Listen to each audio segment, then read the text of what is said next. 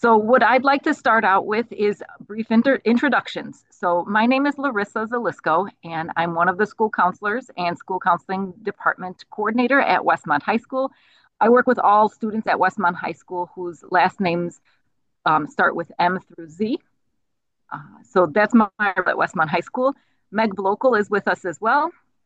Hi, I'm Meg Blokel. I think my internet's lagging a little bit, so I apologize. But I work with students primarily last names A through L. Perfect. The next presenter that we have joining us today is Tyler Olson. And I'm very happy that Tyler is with us today from Lewis University. He is the director of first year admission.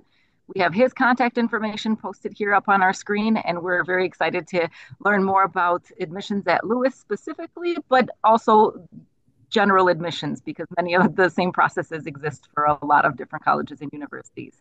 This year, many of our students are interested in Lewis, and every year we do these presentations. We try to survey our students to see where their interests lie and present information specifically from that university. So Lewis University is our winner this year. So thank you, Tyler, for joining us. Of course, happy to be here. Like I said, I'll talk about Lewis specifically, but also some stuff about just general admissions process too. Perfect. Next, I would like to introduce Chris Swanson. Chris is also from Lewis University. He is the director of study abroad, and he is going to be sharing information specific to that process of studying abroad. Again, I know many of our students have had many questions about studying abroad. It seems to be a very popular topic, especially recently for us at Westmont High School. And I know since Lewis offers unique opportunities in study abroad, we're really happy that Chris is with us tonight. Great. Hi, everyone. Happy to be sharing information with you. I'll talk a little bit about study abroad in general and considerations, and then I'll talk about Lewis programs as well. Perfect. Next, we have Angelo and Kitana, who are with us through the Illinois Student Assistance Commission. And the Illinois Student Assistance Commission is a wonderful organization that we have worked with for many years through the state of Illinois. And Angelo specifically has worked with us for a few years now, and we are very happy to have both of them available here with us tonight to talk about the financial aid process, specifically the FAFSA and other types of supports that the Illinois Student Assistance Commission can provide for our students and for our families. So thank you, Angelo and Kitana. Hello, everyone. I'm Angelo. I'll be the main one presenting today. Katana Galata during my presentation will actually be the one responsible for answering any questions. So yeah, keep in store for what we have for you later today. Awesome.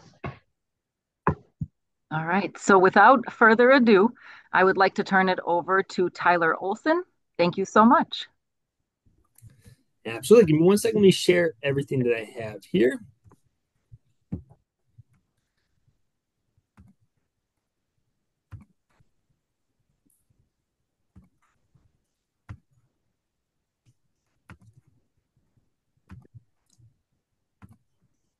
All right. Are we able to see my presentation? Yes. Okay, perfect. All right.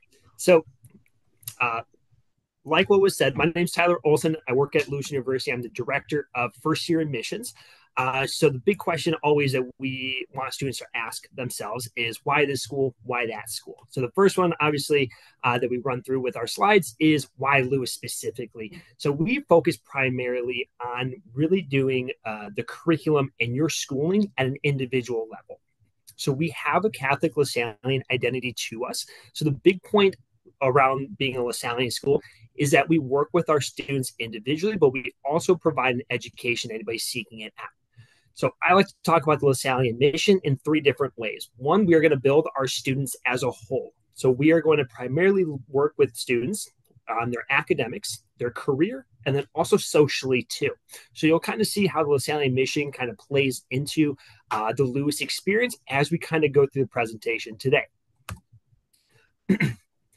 We build or we promote and encourage the Lasallian mission through the Lewis experience. So this is something that we've had for many years, but within the past 2 to 3, we finally kind of put the wording to it. So you'll see this logo, you'll see all this kind of going through a lot of our different materials around campus.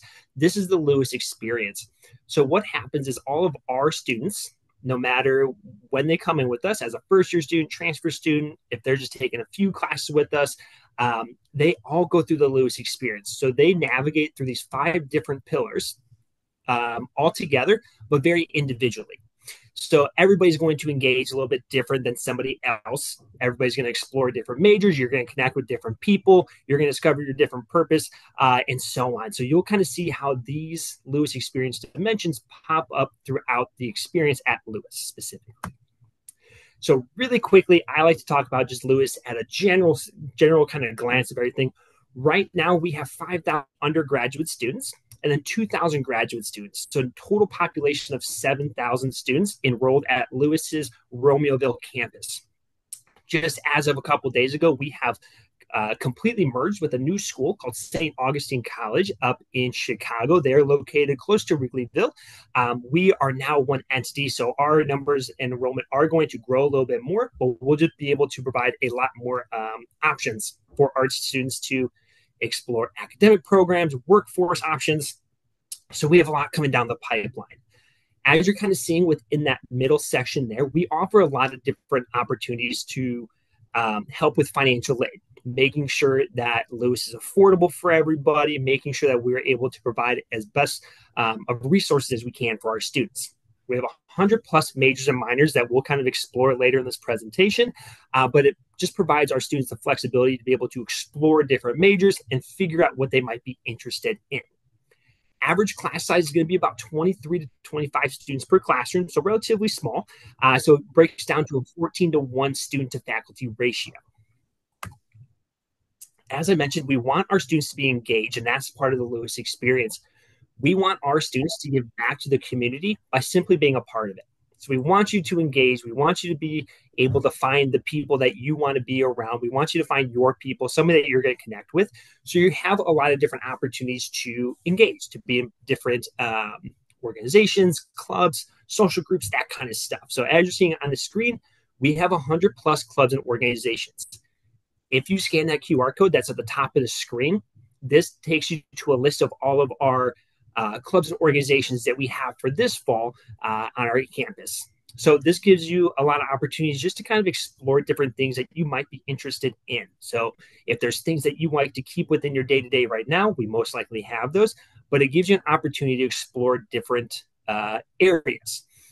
So there are things rooted specifically within your academic fields, so different honor societies, groups like that, but then things that are just common interest or hobbies that you can explore. I know we're only coming from Westmont, but we have 11 different residence halls for our students to use while they're on campus. So coming from Westmont, you have the opportunity to either commute to campus or you could live on campus if you wanted to. So like I said, 11 different residence halls, 3 specifically for incoming first-year students.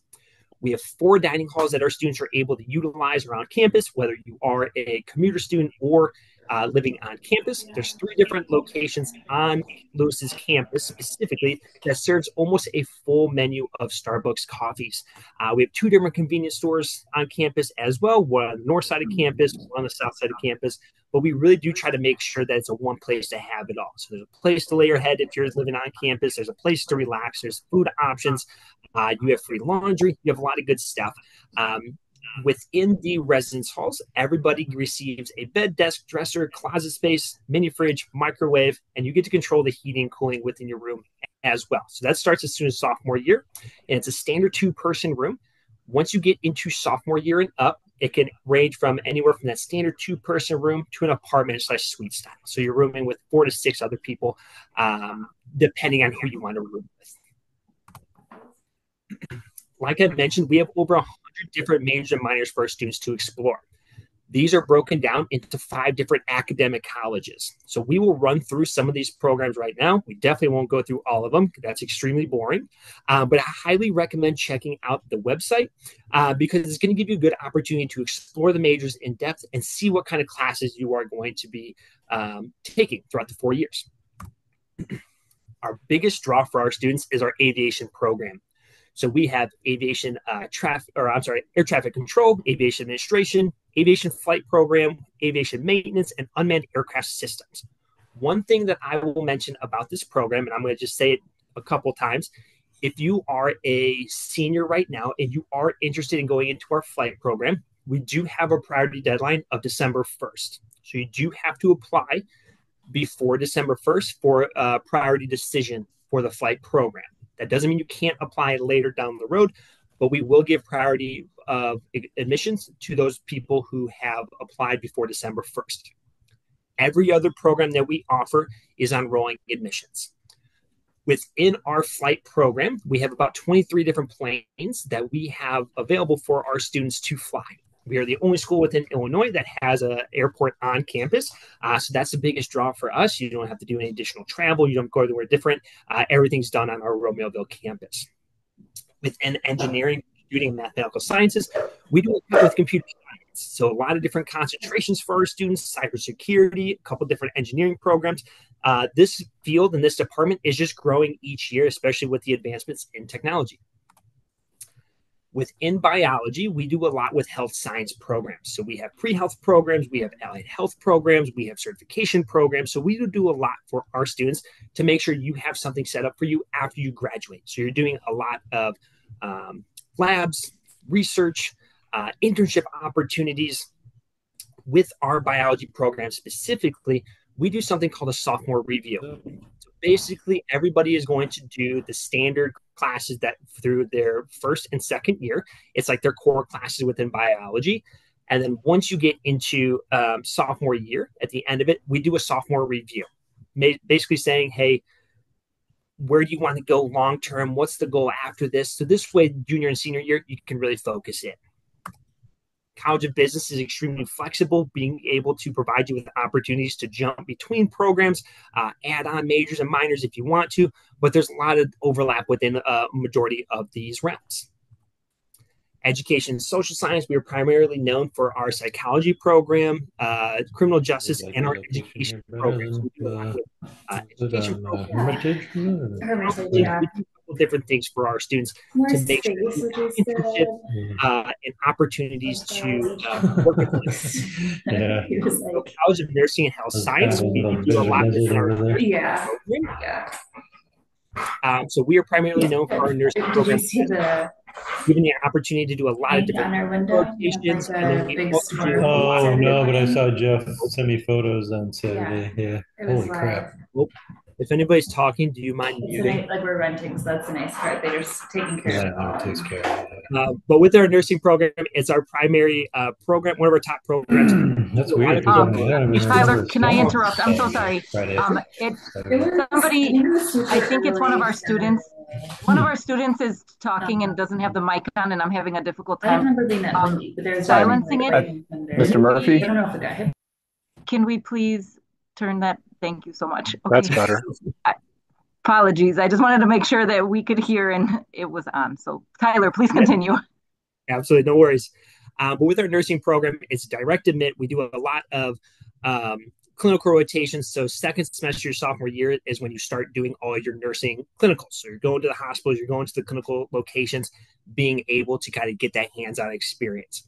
We have just started a doctorates of physical therapy program back in January.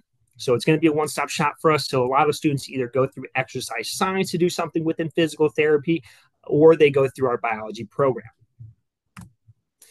College of Humanities and Fine Arts and Communications. The newest programs within here are art therapy and then sports media. So we do a lot with broadcasting, productions, that kind of stuff. And then there's a readjustment within our arts and design program. So you have a lot of different concentrations to do animations, 2D, 3D, and a lot of different things for web development too. So we do a really good job of making sure that you have something lined up for you after you graduate. So as you're seeing on the screen, we have 98% placement rate for our students to either get jobs within their field of study or go on to continuing their education. We do a really good job of making sure you have access to these internship options. So you have that Flyers Get Hired website, which is basically like a hidden job bulletin board just for our Lewis students to see. But then you'll also be able to do a lot of connecting with your professors to see if they have any personal connections that you can reach out to. So I kind of talked about it quickly a couple of slides ago, but becoming a flyer is extremely easy. We always recommend visiting campus whenever you can, just to kind of get a feel for it. You're not going to understand what college you want to go to or which college you're going to like unless you physically visit it. After that, we always recommend applying. So for all of our seniors right now, our application is opened up right now. We are on something called rolling admissions, like I mentioned before, meaning that we do not have a deadline for our applications to be submitted. You have the opportunity year-round to start doing the application and submit it whenever you'd like to. We are completely test optional as well, so you do not have to submit ACT or SAT scores in order to get an admissions decision.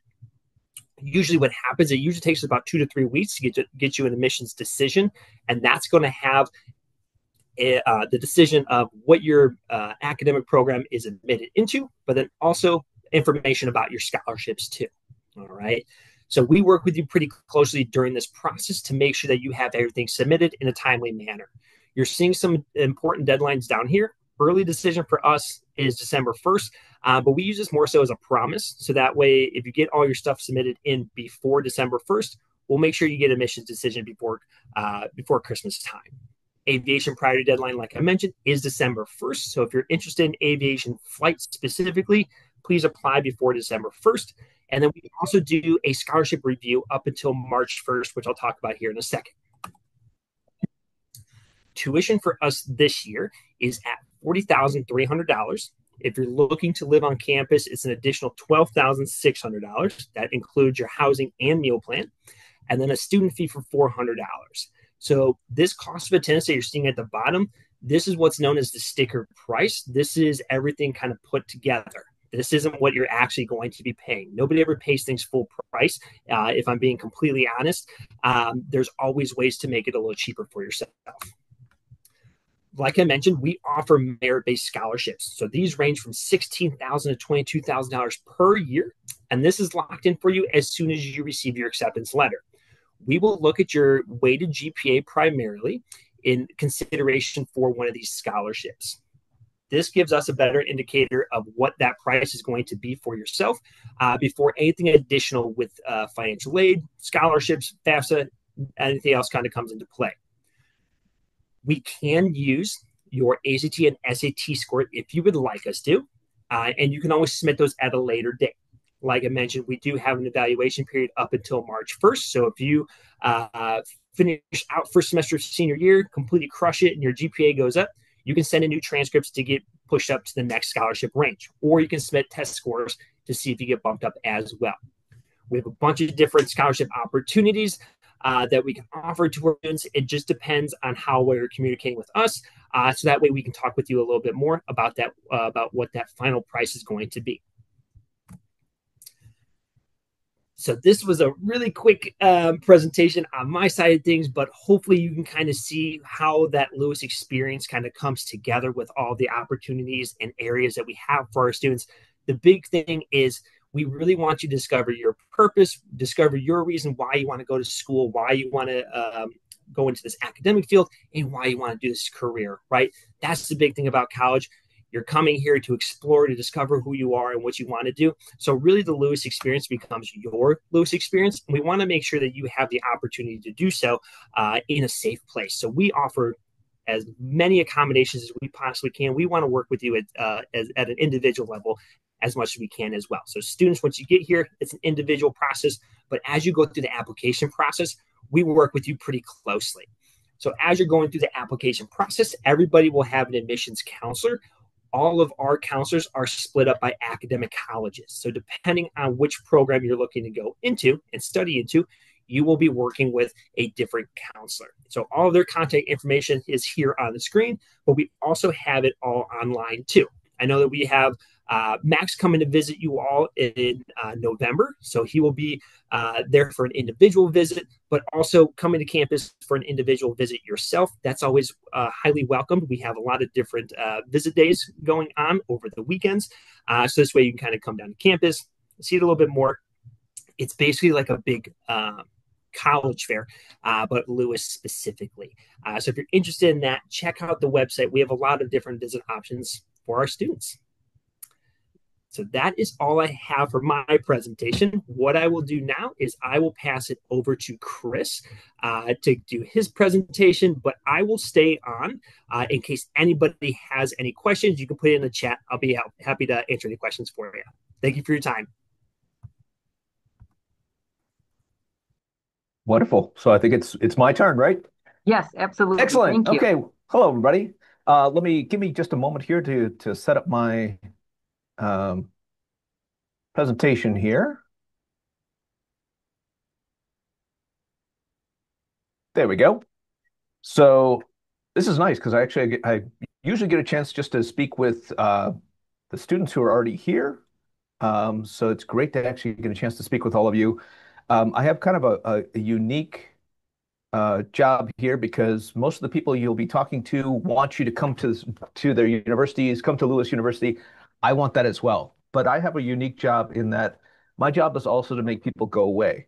Now, that being said, I want those students to go on academic programs internationally, domestically, and bring that experience back to Lewis University to enhance the Lewis experience that we have here as well. So, um, some of the big questions I usually get are why study abroad?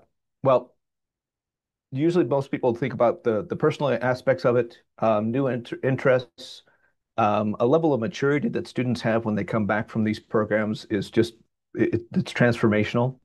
They're able to incorporate experiences into their personal worldview.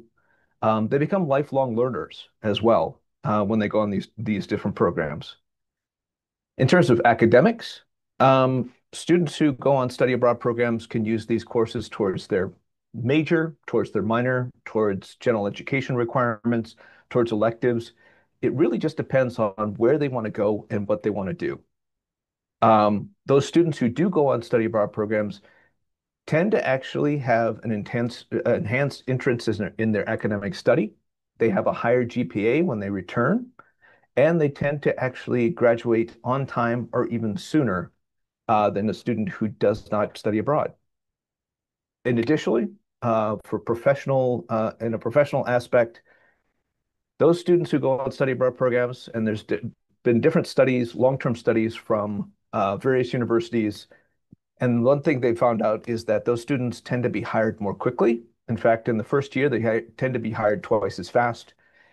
And when they do get hired, they actually tend to have a salary that's up to 25% higher than a student who hasn't gone on study abroad. So sometimes when I'm speaking with students, they say, "Well, now why would I go study abroad? I'm just going to be living and working in the area, so why would I go someplace else?" Well, I don't think many people realize how global Illinois is. So this is some statistics on Illinois. So it's a little bit outdated. So actually those numbers have increased since those times. But as of 2018, actually 1 in 5 jobs were tied to international trade. Will County, so just down the road from you folks, and actually that's where Lewis University is, actually has the largest inland port in North America. 3.5 million containers go through that port every year. Global companies like Molex, Caterpillar, WeatherTech are actually major employers in the area. And in terms of the 2020 census, this is overall in Illinois. Actually, about 1 in 4 households speak a language other than English at home. In the Chicagoland area, it's actually 1 in 3. So studying abroad um, fits exactly into what's happening here in Illinois as well. So what kind of programs are out there?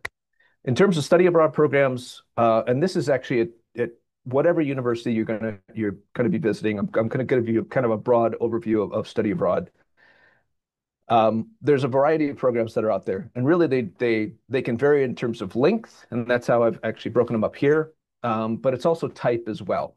So for the shortest types of programs are going to be the short-term faculty-led programs. Here at Lewis University, we call them travel study programs. And these are programs that are led by professors. So they'll teach a course partially on campus, but then they'll take that group of students someplace else, either someplace in the United States or someplace overseas, to look at that subject intensively. So Give you an example. We have a program that's going to be going to Italy that is an interdisciplinary seminar in history and theology. And it's basically ancient Rome and how the ancient Romans saw Christians. It's Christians as the Romans saw them is the name of the course.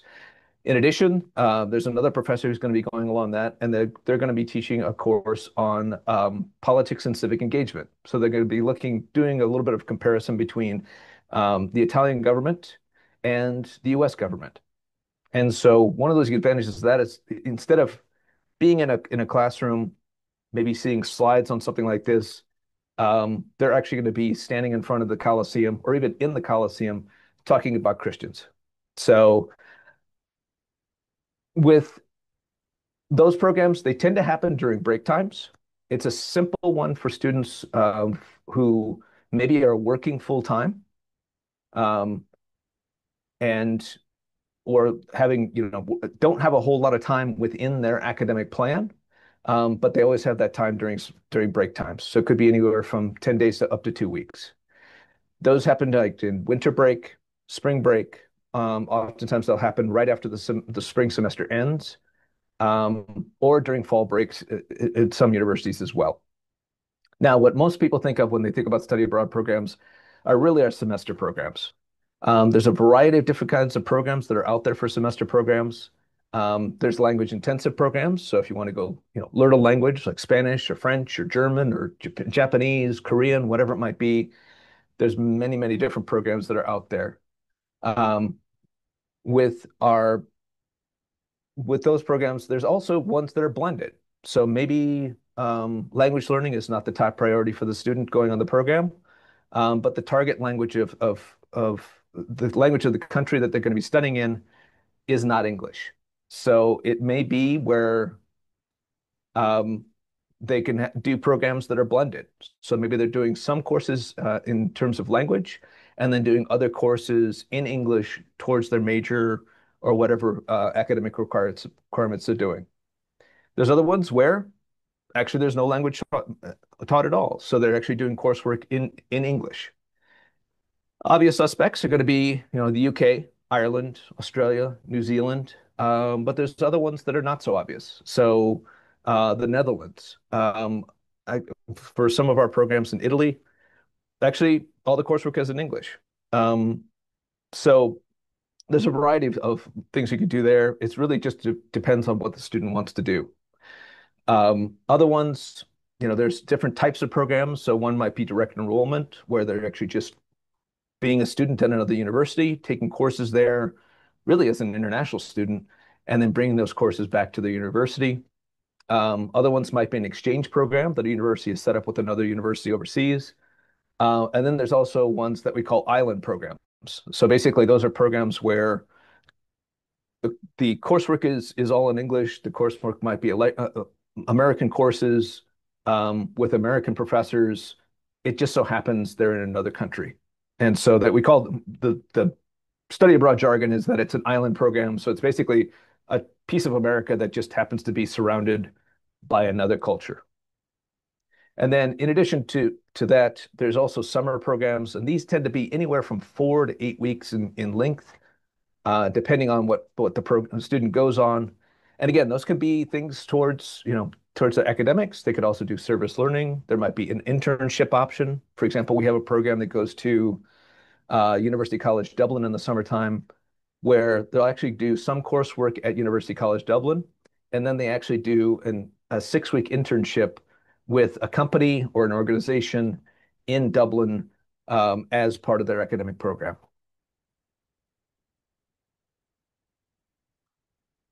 So just some considerations when you're looking at doing your campus visits, and I hope you do get the chance to come to Lewis University and do a campus visit. I'm almost always at those campus visit days. Matter of fact, I think our first one is this Saturday, believe it or not. But if your student is looking at study abroad programs and you're considering studying abroad while they're a student at a university, some things to consider are going to be, first of all, what locations are they interested in? really ask yourself, usually, sometimes I'll have students say, well, like, I just anywhere's fine. I just want to go travel. So I usually ask them, okay, if I was going to give you a plane ticket right now, where in your heart of hearts would you really want to go to? And so starting to ask themselves, where do they want to be? What locations they want to go to? What length of program are they comfortable with? If they've never traveled before, maybe that travel study program or that short-term program might be a good way to kind of dip their toes in the water to see if this international travel and study abroad is the right thing for them. They can always come back later and actually do a summer program or a semester program if they want to. And it also depends on, what their academic plan, what they can fit into. So, length of program is a consideration. I'm a little biased. I think the longer that you go on that you're in a country, the better it is for you, just because you have a chance to experience the culture and the country a little bit more. But again, it all depends on what fits best in their academic plan, because really, what I want to do is help the student have an international experience, but also to get them graduated and out there on time, possibly even a little bit earlier. Another thing to think about is just type. And again, that comes to comfort level. Um, so do they want to do an island program? Do they want to be around other American students? Um, do you want to be really just a student at another university? Do you want to have a more independent experience? So that would be more like the exchange programs or direct enrollment. So another thing to consider, the big thing is to make this experience yours. Now the last three are the biggest three to think about. One is how are classes handled? So depending on the university, they may treat those study abroad courses as transfer credit. So it would be like going to maybe University of Chicago or Loyola or University of Illinois or Urbana-Champaign, taking some courses and then transferring those back to the university, right? Now, the way that Lewis actually handles it is when a student goes on a Lewis approved program, those courses are considered to be Lewis classes. So they might actually be at University College Dublin. They might be at John Cabot University in Rome. They might be at Korea University in Seoul. But the courses that they're doing there, we figure out how those courses what the equivalent courses at Lewis are going to be, and then we actually sign them up for those classes. So the students, the advisors, the university knows exactly how those courses are going to fit within their academic plan. And again, so they can actually graduate on time. Other thing to consider, what's the cost? How much are these programs going to run in terms of cost? And also what's included? With all the Lewis programs, no matter where they're going, we always make sure that they're going to be in classes and they're going to be housed somewhere. Usually there's some kind of a meal plan involved. We always provide them with medical insurance while they're overseas.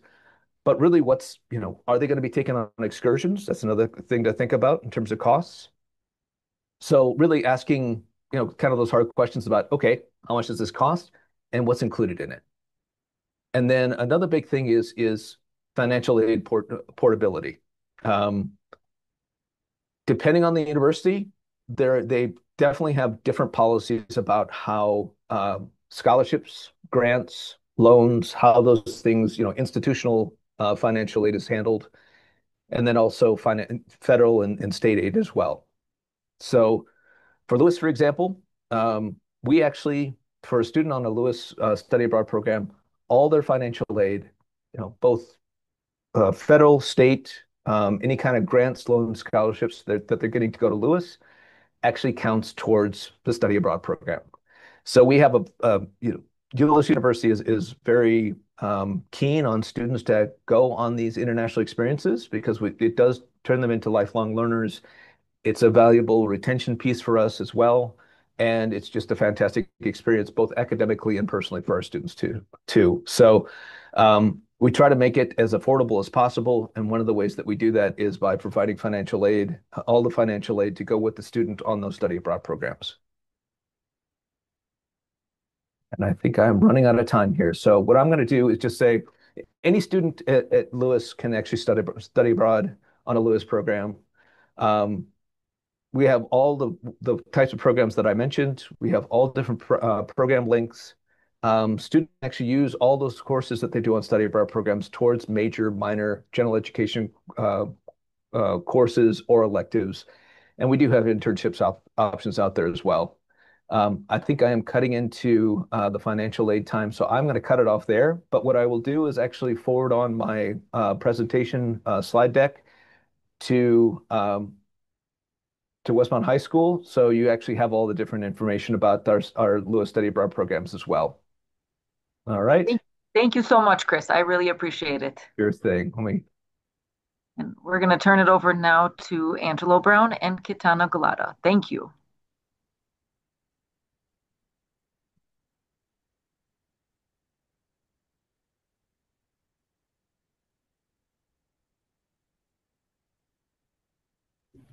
Yep, 1 second. Let's see, can I get this way? And while Angelo is setting up, if anyone does have questions, please feel free to put them into the chat so that we can make sure that we address them towards the end of our presentation. Thank you. All right, you guys can see the presentation. Yes, we see it. All right. Hello, everyone. Welcome to the financial aid process portion of the night. My name is Angelo Brown. Kitana Galata is actually in the chat answering questions. So if any questions do come up during the presentation, please feel free to put those down in the chat, and Kitana will be right with you. My name is Angelo Brown once again, and I'm actually College of DuPage District Rep for ISAC. That means I kind of help all the high schools that have College of DuPage as their main community college. So like things like places like Westmont, Downers Grove, Naperville, I'm kind of all in the area.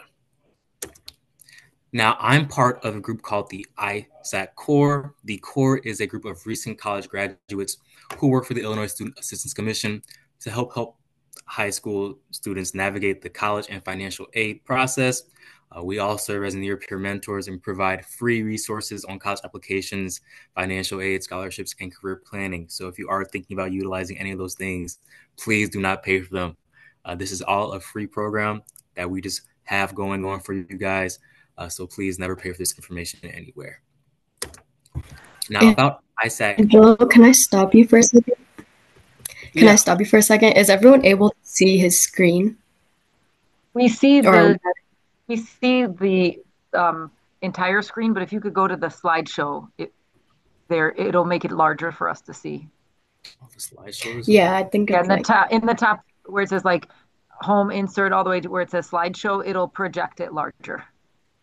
You see where it says like transitions, animations, and then it says slideshow. Oh, okay. So right here. There you go, from beginning. And then it'll look bigger on our screen too. So that would is it popping up now as bigger? Not just yet. You clicked on from beginning? It's taking a little bit to load, I think.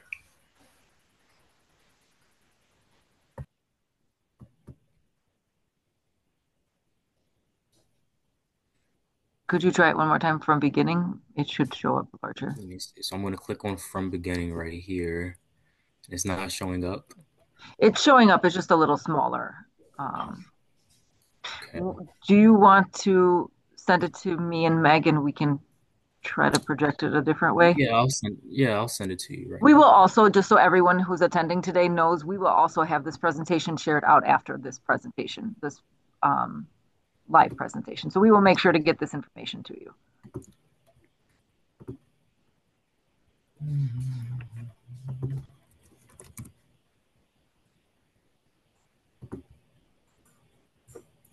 And I'm sending it right now. Just send it to us. Angela, another thing to try. Down at the bottom of the screen there, you'll see there's a you've got the Zoom, right? And then this is in the bottom right-hand corner. Then you've got kind of a little slideshow icon, and then another one that looks like a book. If you click on that, it actually turns it makes it easier to do. That's actually what I used for my presentation.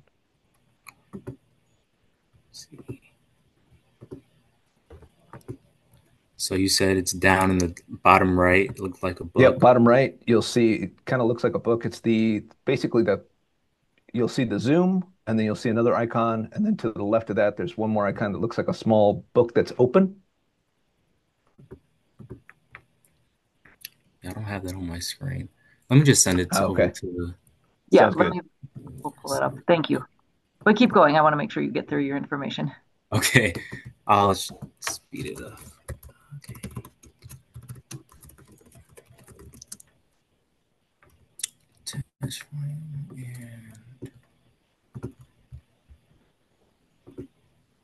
All right, I just sent it over. Let me see if this works now. All right.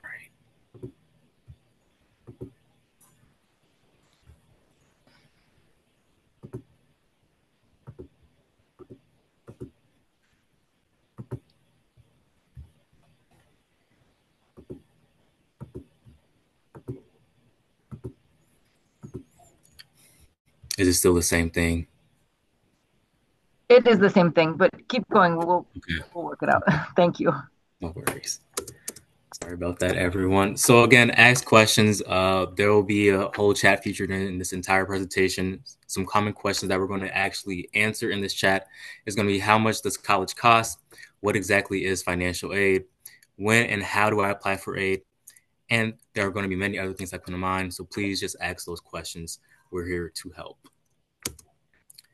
Now we're going to go over what exactly is financial aid. Financial aid is money from various sources to help you pay for college, and it kind of helps make college affordable. It really helps to cover the gap between what you can afford to pay and the actual cost of college itself, and it can be either given, borrowed, or earned. A definition of post-secondary education I would like to stick to is that it's an institution of higher education that awards a degree or credential post-high school graduation. So that includes, but however, it's not limited to universities, colleges, and trade schools. Down here, we have the different types of degrees you can pursue and their varying time lengths after. So we have your vocational/trades. That could be things like a cosmetology license. Depending on the program you want to go into, that can take you up to 2 years. You have an associate's degree, which is typically 2 years as well. You have a bachelor's degree, which is what you like to think of when you think of the word college, kind of that traditional 4-year going away experience. And finally, you have that master's degree, which is the bachelor's plus an additional 1 to 3 years, again, depending on which program you want to go into. Colleges will create a budget known as the cost of attendance to show the total cost for the school year. You'll notice there are 2 different expenses. You have your direct expenses, which are those paid directly to the institution itself, like tuition and fees, for example. You're going to pay that directly to the college every time. Indirect expenses are not always paid directly to the institution, however. So you'll notice right here we have your living expenses, which can be direct or indirect. Angelo, I'm sorry to interrupt. If you could go into your email right now, I converted it from a PowerPoint presentation to a Google Slides, and you should be able to view it that way. Okay, let me see. That way you can follow along with it. Okay. Going into email. And everyone, thank you for your patience. Yes, thank you. Let me see.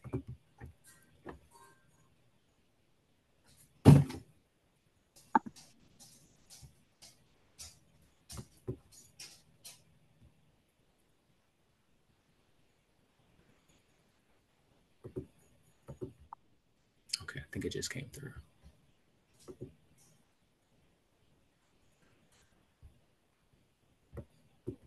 Or not.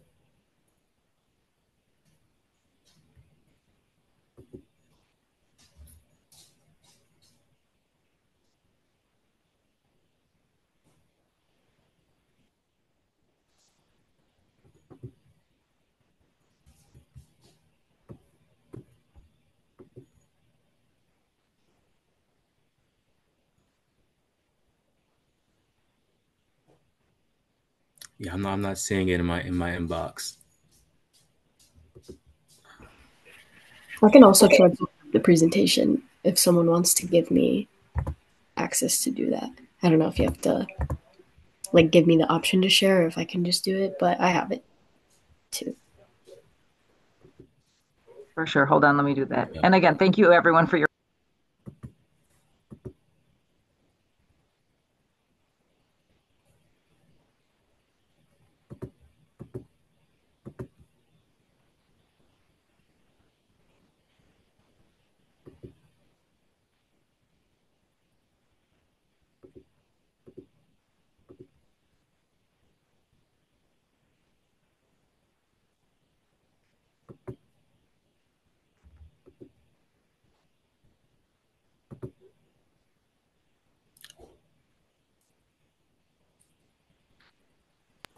Oh, we see it now. I think we're in okay shape now, Angelo. All right, we should be all good then. Thank you. Well, it just went down, I think, again.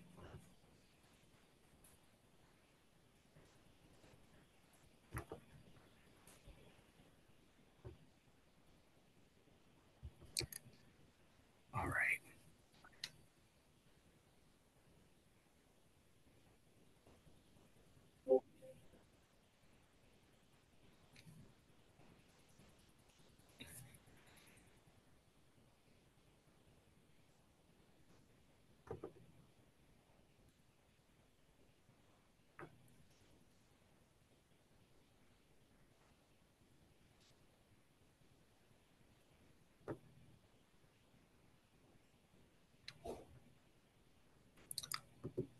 We're working through it. Thank you, everyone, for your patience.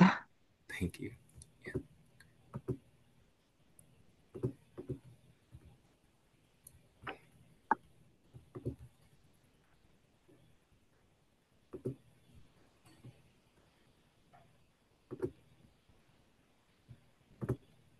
Ms. Blokel's trying to access it as well, so thank you.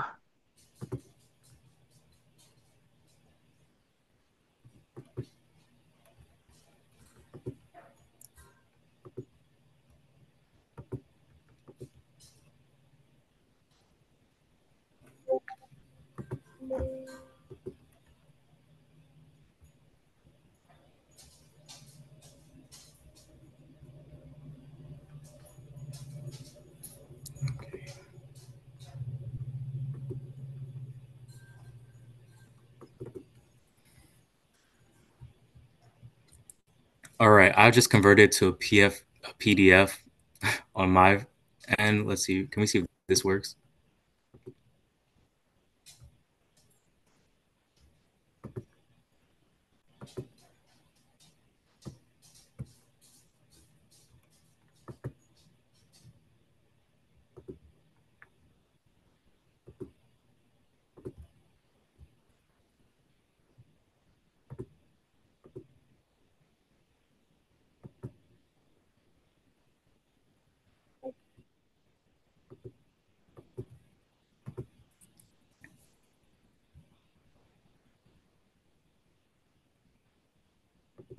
We can see it now. We can see it now. Thank you. Okay. All right, let me trim some of the fat. Let me see. Where are Thank we you. at? All right. So we have two main sorts of financial aid. You have your gift aid, which is what you like to think of as free money. This can be the form of grants or scholarships.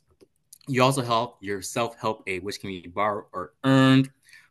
These two forms are usually going to be loans, which must always be paid back, and federal work study, which is, again, those funds that you earn as you go. There's four main sources of financial aid. You have the U.S. Department of Ed, by far the largest source of financial aid. You have ISAC, which is an example of your state government, which can be another source of aid. Again, the various colleges and universities.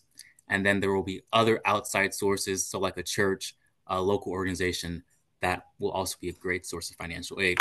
Just some scholarship tips right here. We have three of them.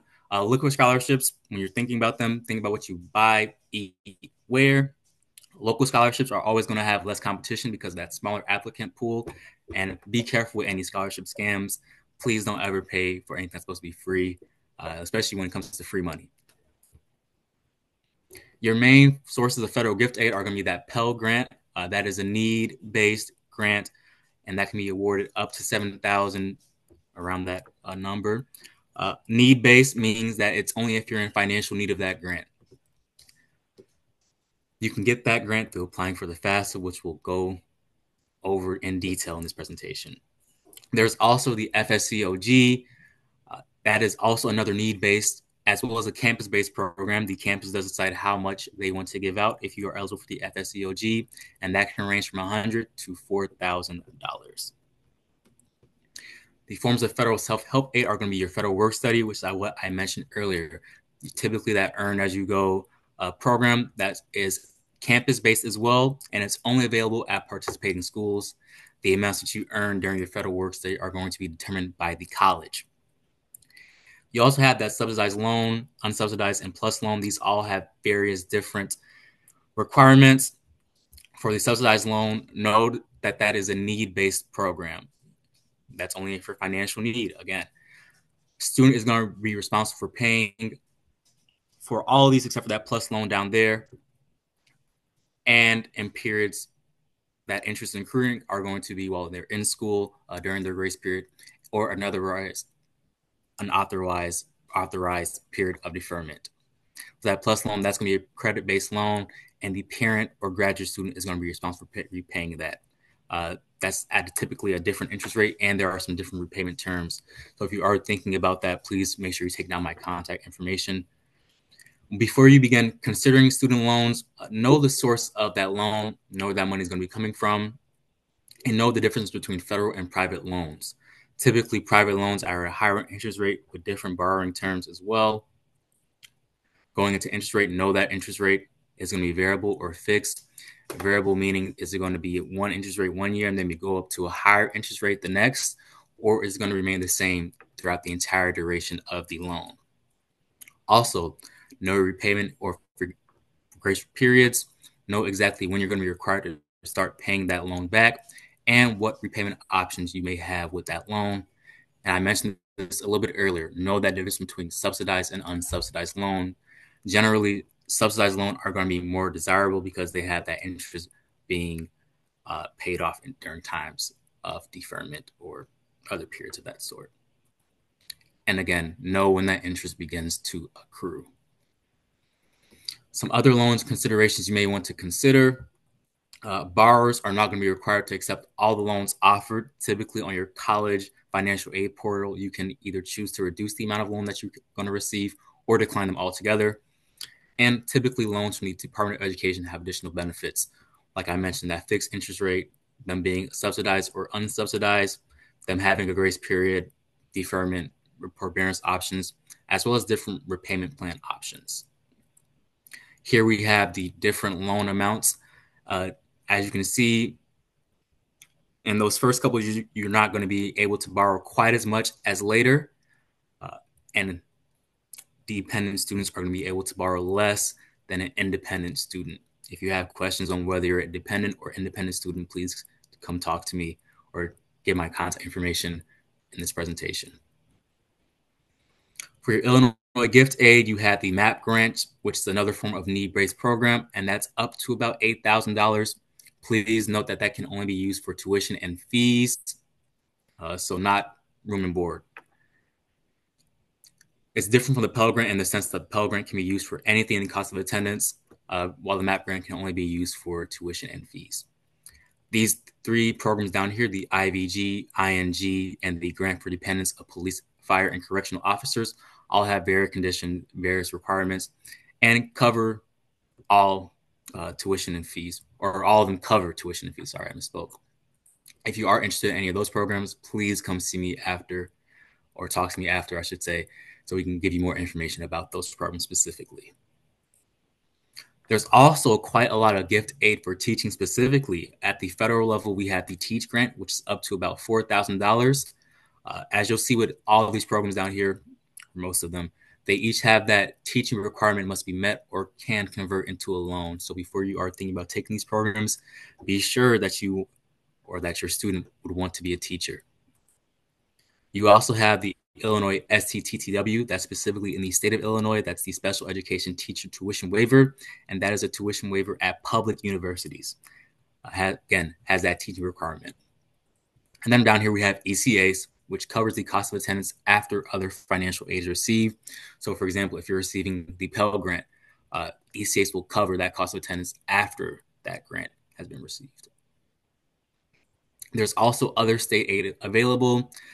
For example, we have this nursing education scholarship, and it's up to about $9,000 for a certificate, associate's degree, or hospital-based diploma, or up to $18,000 for an associate's at a private institution, a bachelor's, or graduate degree. A portion does go towards tuition and fees, plus only for full-time students, a living allowance.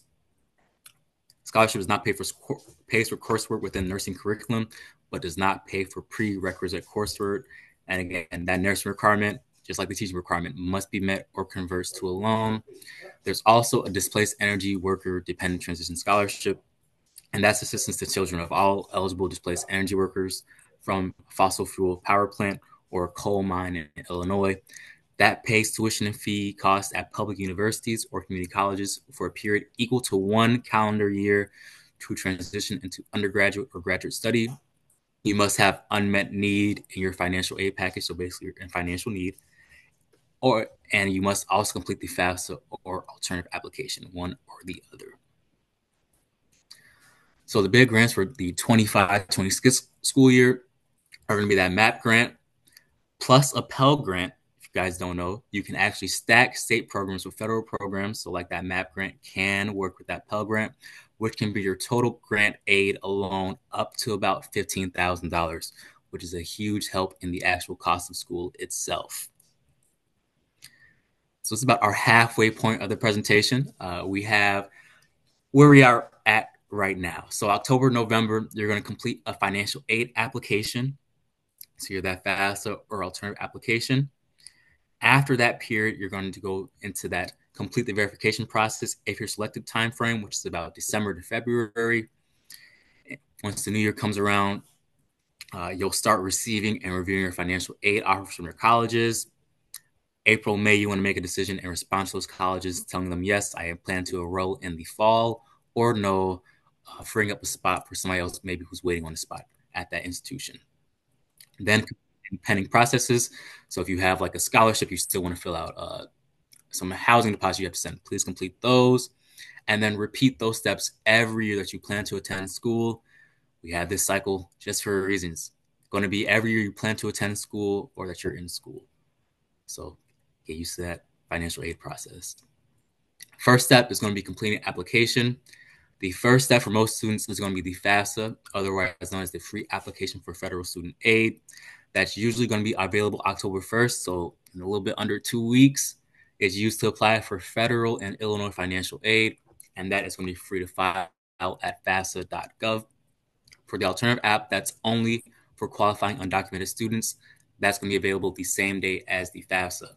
That is used to apply for Illinois financial aid only, and it's going to be free to file at www.isac.org/alternative app.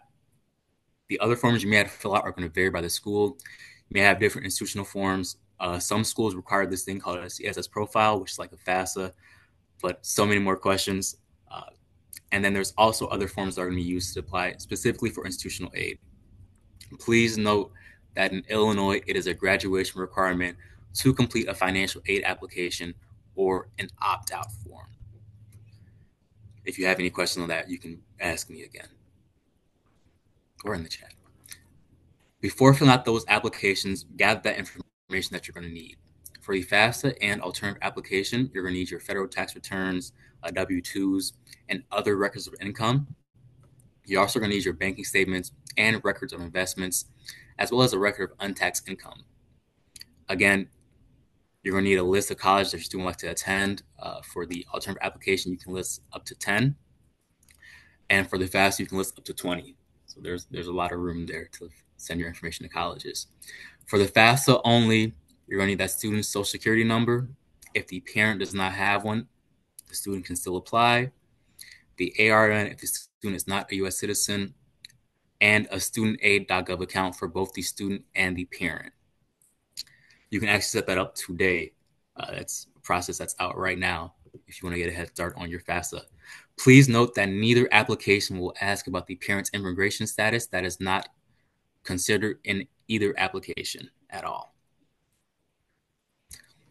So to submit a FAFSA, you will need to complete and create a studentaid.gov account. Again, students and parents both need their own account. And I say it's always best to create a studentaid.gov account a few days before starting your FAFSA. Parents without a social security number can also create one. Those need to go to www.studentaid.gov/FSAID to get started on that process. If you do not have a social security number, not a problem. There's a little box you can click to select that. You can continue with your creation of your account. Now, most students must report parent information until the age of 24, even if the student does not live with them. For financial aid purposes below, only those who are listed underneath that parents category should be providing information on the application. Those who are parents for financial aid purposes, again, are going to be the biological parents, the adoptive parents, or a step parent if they are married to a biological or adoptive parent. And those who are not parents are going to be legal guardians, foster parents, grandparents, siblings, aunts/uncles, friends, or other relatives, or other people, even if they claim the student on their taxes.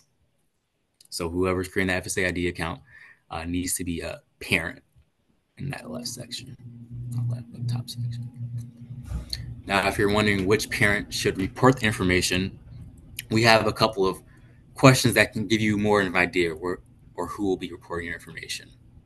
If the student's biological/adoptive parents are married to each other, you're going to need to report both parents' information. However, note that if they file their taxes together jointly, only one parent will need to create that FSA ID in order to get that student's FAFSA complete. It'll automatically link the two of you together if you file your taxes together. If not, we'll ask ourselves another questions. If they are unmarried, do the biological/adoptive parents live together? If that is a yes, again, I'm going to need both parents' information. However, both of them will have to create their own FSA ID account and have that linked to the student's account. And if not, we'll go to the last question. Now, did one parent provide most of the financial support for the student within the last 12 months? If that is a yes, you report that parent's information. And if they are remarried, their spouses. And if not, you go down to the parent with the greater income and assets. And again, their spouses if they are remarried. Again, I know a lot of people have different circumstances, so please don't hesitate to give me a call or ask me a question about that one. Please note that parents can also apply for the financial aid application known as the FAFSA. There is no age limit on who can apply for financial aid, and however, the parent would submit their own application. Many programs offer evening, weekend, or online options, and ISAC can also help you fill out this form. So if you are thinking about going back to school or thinking about attending a college in the fall, we can help you with that as well. Now, in order to sign your application, there's two different methods that these forms use. For the FAFSA, you're going to check the box at the end of the very end of the FAFSA. After reviewing the terms and conditions, they'll click on this sign button. They'll have like a little checkbox again. And students and parents will both sign their respective parts of the FAFSA. It's important to make sure that both of them send that last little sign to make sure the FAFSA actually goes through and is submitted to the schools. For the alternative app, they'll use what's known as a PIN to sign electronically.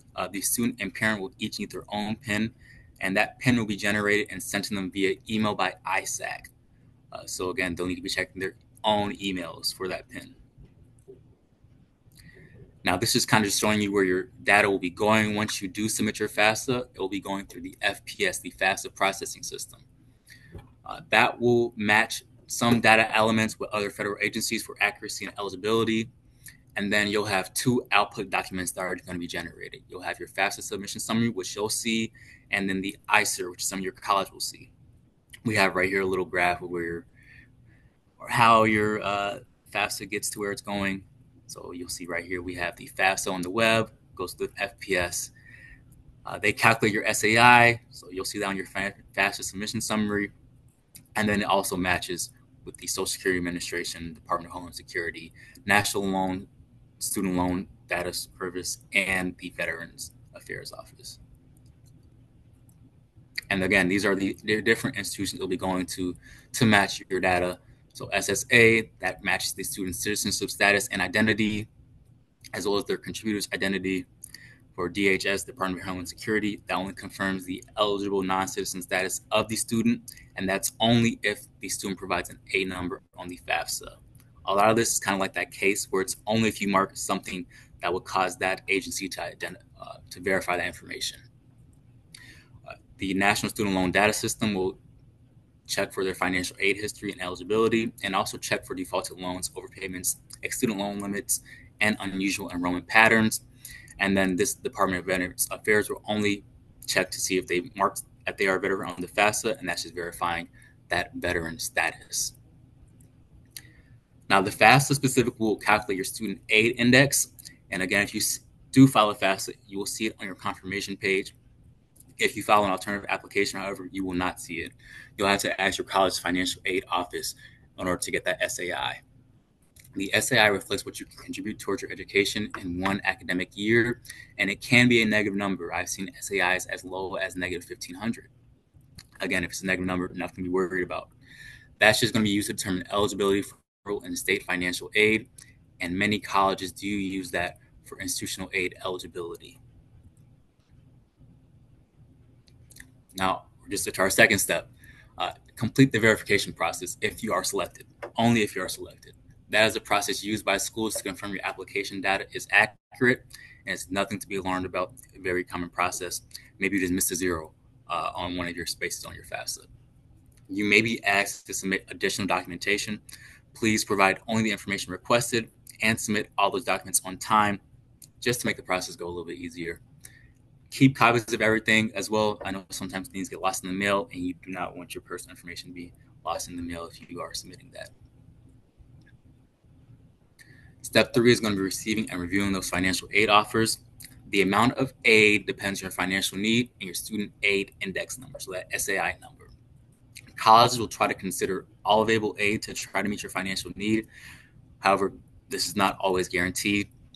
All available aid that the college will have will be packaged into a financial aid offer, which is what you get around this time, January, April. Right here, we have a little formula to kind of calculate how much your financial need will be. You'll have the cost of a college, so like that sticker price we were talking about earlier in the day, minus the SAI. So that's your own personal financial resources. That number never changes on where you go, minus your other financial aid, so any scholarships, grants you're receiving. Those all go into that financial need, so how much you'll need to attend that institution in the fall, or how much is coming out of pocket. So again, this is kind of a visual on how to compare your options. As you can see, sometimes the most expensive school ends up being the least expensive in the end sometimes, which is contrary to popular belief. As you'll see, the cost of attendance can change depending on the school. SAI never changes. That's always going to be what your financial resources are. But another thing that can change depending on the school is going to be that other financial aid. So some schools have out more aid, can give out more aid to you. Some schools can give out less. So as you see down here, once we ran our numbers, the college that started off the most expensive ended up costing us $0 in the end. So again, that's why we always like to recommend apply to different types of schools. So those private publics, because sometimes those prices can be very different once everything is calculated. So financial aid offers are going to include a list of the types of amounts of financial aid a college is offering a student, including their tuition and fees, grants, scholarships, and loans offered, their out-of-pocket costs, and other aid options available, such as like a Parent Plus loan. I know a lot of times I package that in there as well. Students should really expect their financial aid offers for February through May for their four-year colleges, and late spring or summer for their two-year colleges, so like College of DuPage. Students can usually find their financial aid offers in the mail, so a good old-fashioned pen and paper financial aid offer. You have your email, and then you also have the student portal of the institution itself. So once you log in with maybe your school credentials, you'll see it on your student portal page. Now, there are going to be some important things considered in your financial aid offers. Think about if there's any deadlines for accepting or declining your offers. Think about the types of aid that's being included. Typically, offers with more grants and scholarships as opposed to loans tend to be more desirable. Also, pay attention to different student loan types and interest rates. So like I mentioned, know about that difference between that subsidized and unsubsidized loan. Know the interest you're getting on those loans as well. Some questions to ask as you're looking over your financial aid offers are going to be, do you have to meet any conditions? So for example, maintain a certain GPA. So throughout the entire time of college, when I had a scholarship, I had to maintain a 3.0 GPA at least throughout my entire 4 years to keep getting that scholarship. Know which ones are renewable. So can you get it more than 1 year? Some schools do have scholarships for only incoming freshmen, and then you have to kind of make up that cost after their freshman year. And then what will your out-of-pocket cost be? So what's going to be your remaining cost after all of your aid is applied? So again, what are you going to be left with after? Step 4 is going to be deciding and responding to all your schools. Please accept the offer from the college that you want to attend so that they know that you're planning to attend in the fall, and confirm that you will receive the aid that they have offered you. Also, decline offers from the college you will not attend. That just lets them know I'm not planning on coming here in the fall, and that can free up that financial aid to give to another student. Now, step 5 is going to be completing any pending processes that you may have. So just be checking your college email/student accounts to see your pending task. For example, you may need to start getting your immunization shots, and the college will let you know about that. I had to get my shots like so many times. Submit all those required forms that you have to, so your immunization records, for example, and confirm that you will attend by submitting your intent to enroll. Finally, accept your financial aid offer so you can receive all that grant money you may be getting, and then pay enrollment and housing deposits if applicable, or ask for those waivers if they are needed as well. And then last one is kind of not a step, but rather a repetition. Repeat those 5 steps every year. Applying for financial aid is not going to be a one-time process. You must file a FAFSA or alternative application every year that you attend college. Circumstances can change from year to year, so it's important to reapply. There may be a loss of income, a new family member, a marriage, divorce, etc. All those things can affect your eligibility. So again, very important that you reapply every year. So here's some tips and reminders I have for you. Apply as soon as applications become available. This year is going to be October 1st. The FAFSA and alternative application are free to complete, so do not pay anyone to complete those forms for you. If you do need help, ISAC is here to help. Keep track of deadlines. Missing just one can delay your financial aid, so keep on top of it. Have those dates maybe on a calendar somewhere. And never too early to apply for scholarships.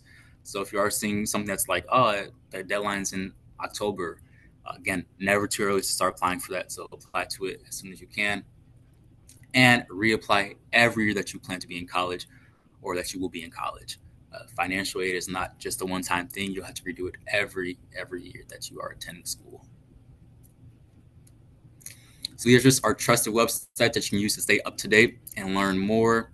We have our studentportal.org, which just goes over a bunch of college planning videos, all types of useful information on that site right there. So I definitely recommend giving that a look. Studentaid.gov is where you can go to create your studentaid.gov account. Again, that is actually out right now, so you can do that right after this presentation if you want to. You can complete the FAFSA form at www.fafsa.gov.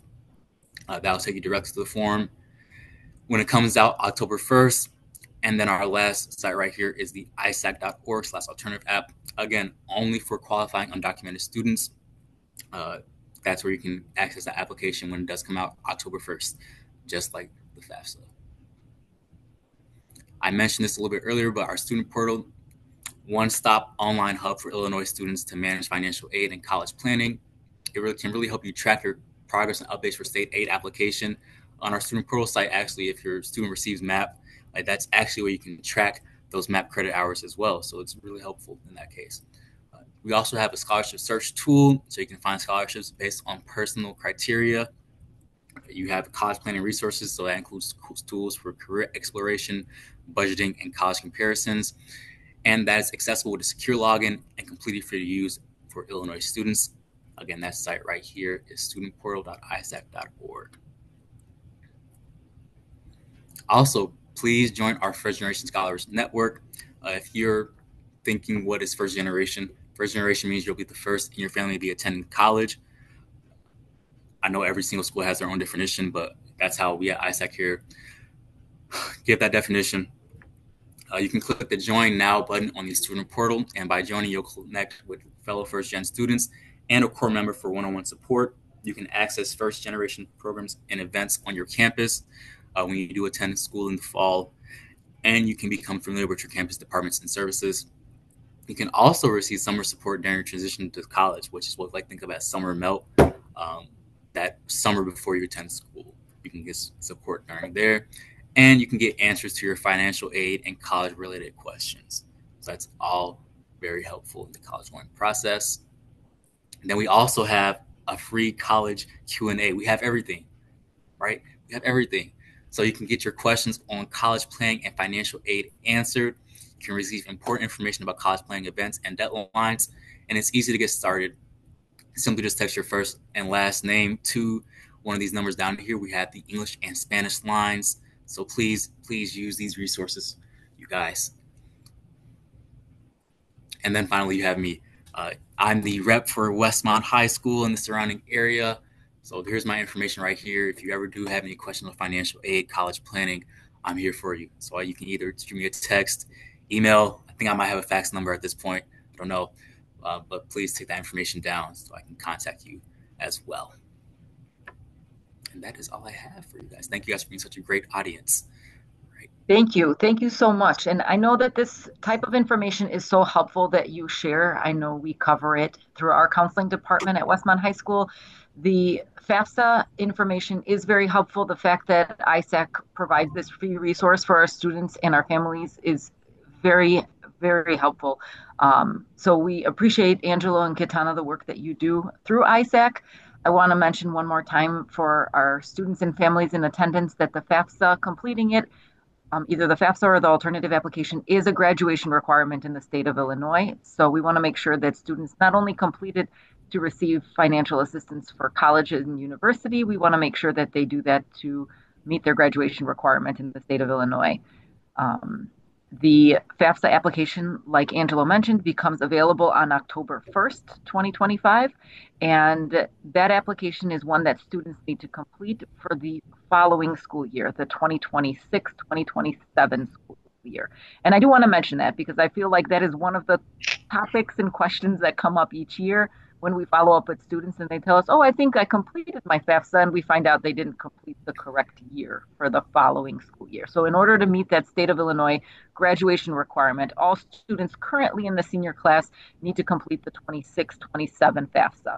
I know that we have families joining us this evening of who are freshmen or freshman parents, sophomores and juniors. And so just keep in mind that when students are seniors, it'll be the FAFSA for the following year. So essentially for their first year in college. So I just want to clarify that.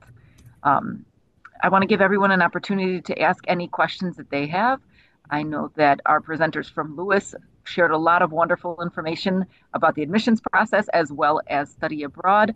And I think that that is helpful for our students too in attendance today to hear just a different perspective on the different opportunities that are available to them, specifically at Lewis University, but knowing that many colleges and universities offer similar types of programs. Are there any questions that we can help answer this evening? Larissa, quick question. Yes. Are the slides going to be available after the presentation? Or yes, okay, absolutely. Great. Slides will absolutely be available after the presentation. Thank you. Meg's going to help us with that. She's more tech savvy than I am. Yes, I'll send that out. And I had two questions so far that Angelo, a question about if federal student loans are credit-based. And Stafford. Federal student loans themselves are not credit-based, but Stafford loans are a private student loan, which may be credit-based. So federal student loans, like, how should I put it? Anything that comes from the federal government itself, not credit-based. So that's going to the student. Plus loans, however, which are given out to the federal government, are credit-based. That's not going to be the student taking that out, though. It's going to be the parent or graduate student. Anything else that's not that, private loan can be credit-based. They all have different varying requirements when you are thinking about borrowing those. I know typically for a private loan, I have a private loan. They require a cosigner, and they run the cosigner's credit. Another question, and I don't know, you probably don't have any information, but if you've heard anything about changes to the federal student loan program over the next couple of years, just because of some of the changes happening. No, okay. No, nothing. I haven't heard anything. Only thing we're looking at right now is just the upcoming year. No changes really. Great. The fact also that I know the FAFSA is becoming available October 1st. I know many of our students and families are very, very happy about that specific change. I know in previous years it was available December 1st or way past that. And I know that that limits the time that students have an opportunity to review financial packages because it takes a while for universities to get back to them with those packages. So we're hoping for a very, very successful process for our current seniors and then for following classes of students because we want to make sure that they apply to colleges now, between now and Halloween. We talk a lot with our students about early action and how applications really between September and October need to be completed and submitted. And as of now, we've met with the seniors in our graduating class of 2026. Either Ms. Volkel or I have met with every single one of them to talk about this process individually. So we've had those individual meetings. We're going to continue working with our seniors throughout the next few weeks to ensure that they've submitted what they need to submit to those universities. And then once October 1st hits, applying for the FAFSA and getting that requirement met.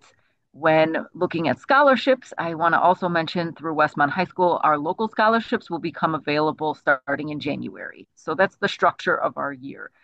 Those of you who are underclassmen, 9th, 10th, and 11th graders, know that the same process is in place every single year, where the applications are completed first, FAFSA is completed second, and then local scholarships are available starting in January. So I hope that helps answer another question.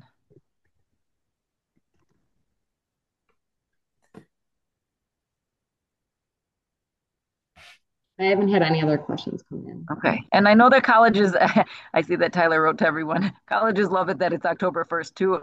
Everyone feels a little bit less pressure if we can get information sooner. And really that's the point of this. We want to make sure that we share this presentation with our students and families early. We want to make sure we continue meeting with our students because we understand that communication is key in making sure our students feel comfortable with this entire college application process. So, to end our presentation tonight, I would like to share with everyone that we are so happy that all of you joined us tonight. The presentations will be shared after this event today, and the recording of today's presentation will also be shared through Students Google Classroom. So all of that will be available for viewing purposes after tonight's event. Many thanks. Yes. I'm sending a couple of things, messages from Katana regarding changes to the FAFSA, just for anyone that maybe filled out a FAFSA for an older student last school year, and you are filling out another one for a student this year. There were a couple changes, which I put in the chat feature.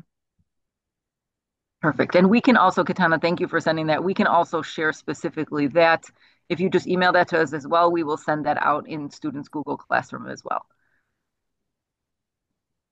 All right. Well, thank you so much to all of our presenters, to Tyler, to Chris, Angelo, Katana. Thank you so much for joining us this evening.